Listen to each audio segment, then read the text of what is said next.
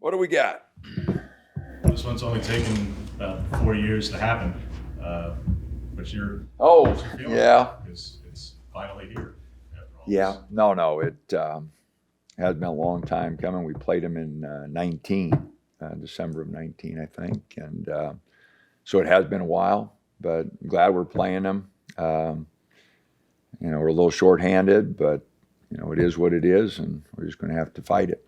Did you talk to Juwan at all after last year? Because I didn't think there was anything that controversial said. He said that they owed you a game, but then he took offense to that and it became a thing. No, I haven't talked with him. We got the game worked out, and but no, I haven't talked with him. No. What last week teach you about this team? What did you learn about this team in 3 games in the short span? Oh, we got a lot of work to do. Defensively in the tournament, we didn't play very well. Exchanged baskets a lot. Some of it's rim protection, but some of it was just not tough enough in certain spots. So disappointed with the defensive effort. I thought we moved the ball and scored some points, but defensively we got a long ways to go. Is defense where you feel like you miss Nate and Dante the most? Well, we miss them on both ends, but offensively we can play a different way, and we just changed our style, because we had to. We were planning on going inside out, and now we're a lot more outside in. But defensively, again, last year when Dante was on the floor, our numbers were really pretty good. When he was off the floor, they weren't. And we saw a little bit of that since he's been gone. I thought Nate was doing a better job. I thought he did a good job contesting shots, and he blocked a few. So I thought he gave us some rim protection. So I thought he did a good job. Do you feel like this team offensively is built to play outside in, or is there going to be some adjustments made? Well, we don't have much choice right now. That's just the way we have to play, and make plays. At times we did a really good job of making plays for each other. At times, we took it against a set defense, and we looked really bad doing that. But when the ball got moving side to side, we had some pretty good possessions. So just trying to get the guys to understand what's a good possession, what isn't. When we got the floor spread like that. But it's going to be a work in progress, and guys are going to have to make some adjustments. What is the timeline, Dana, for starting with Dante? The statement said 4 weeks to be reevaluated. Is that 4 weeks to where you could actually play 3 weeks from now, or just evaluate it 3 weeks from now? Well, I think your guess is as good as mine. I'm not a doctor, but that's what they just said, to be reevaluated in 4 weeks. So I would doubt that he could play in 4 weeks, just because you'd have to have some time to get ready. And same way with Nathan. 8 weeks to be reevaluated. A little different with the wrist, just because you can run and you can keep your legs. You can do cardio with the wrist. With the knee, it's a little harder to do the cardio and stay in shape.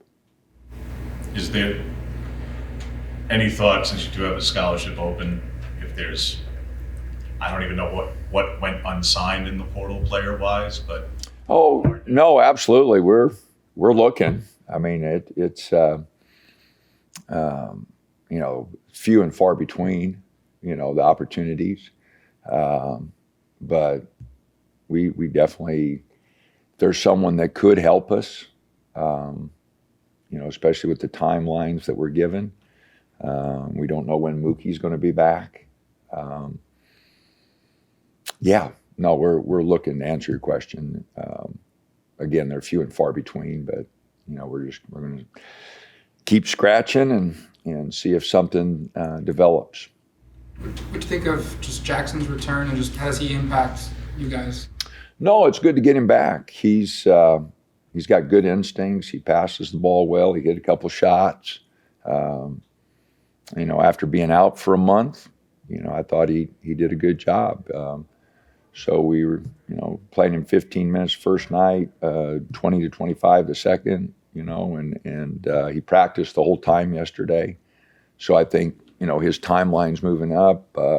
He said he feels good.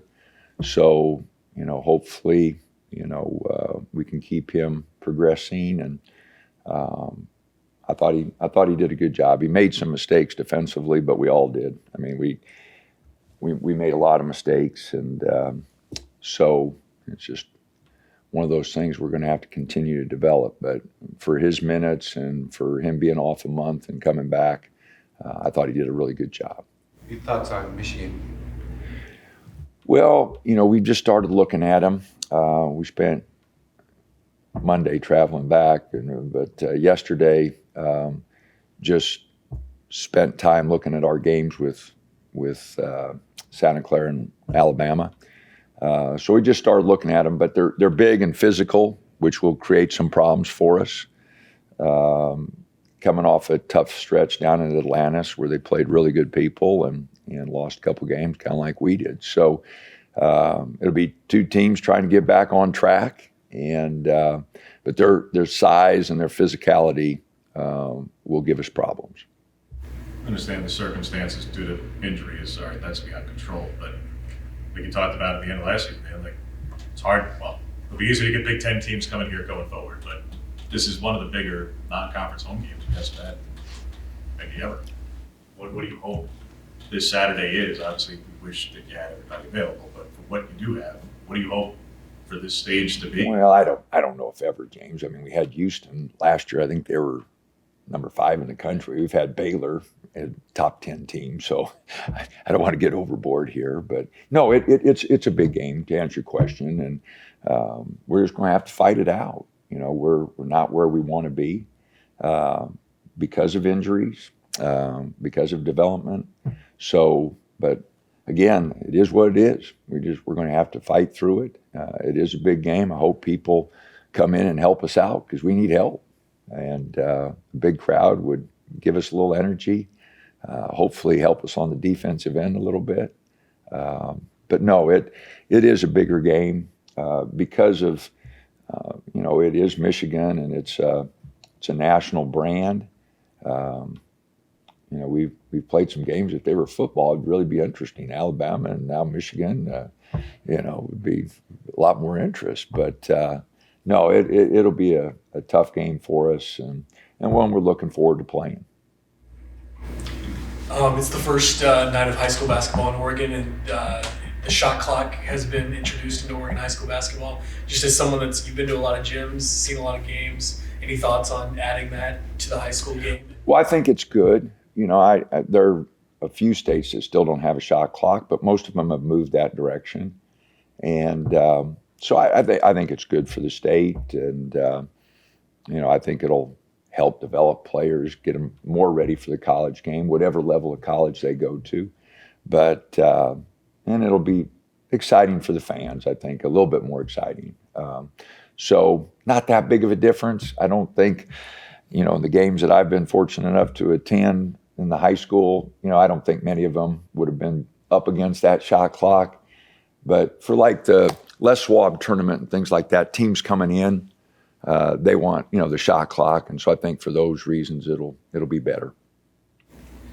Yeah, to clarify in terms of who you might be able to acquire via the portal in terms of just the kind of player, it would have to be somebody who either just went unsigned in the portal from last year, or like a COVID player who didn't utilize the extra year of eligibility, but somehow is just out there in the ether. Yeah, like I said, there's not many, and we're checking with compliance, on all the guys that we're looking at, just to see, how they would fit in and how we could get them.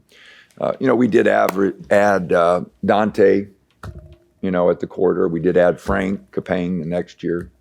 So it's not something that we've never done before, but it is unusual. Like you couldn't do like a subdivision, like because if they were already playing in D2 or something. Yeah, like no. Yeah. Could high school be an option that you look at too? Oh, grad students, yeah.